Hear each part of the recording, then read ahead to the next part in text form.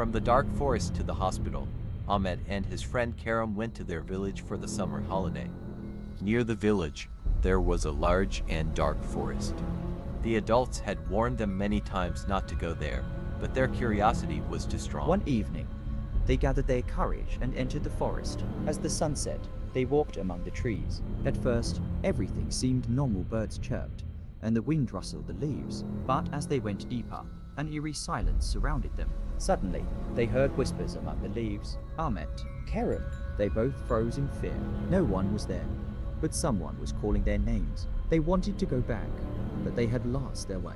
Then, out of nowhere, a terrifying scream echoed through the forest. They started running. Branches scratched their faces, and they tripped over roots, but they didn't stop. In the distance, they saw an old abandoned cabin.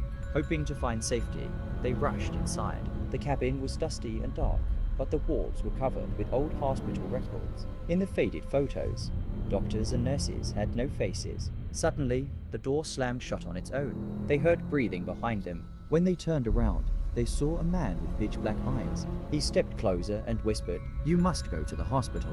But there is no escape. Ahmet and Karam screamed and shut their eyes. When they opened them again, they were in a long, eerie hospital corridor. The lights flickered, and bloody handprints covered the walls. A door creaked open, and faceless doctors stepped out. Karam screamed, "Where are we?" Ahmet covered his face, whispering prayers. Suddenly, a loud siren echoed through the hall, and everything turned black. When they opened their eyes again, they were in a real hospital room. Nurses stood beside them. "You were found unconscious in the forest," the nurse said. "You've been here for days."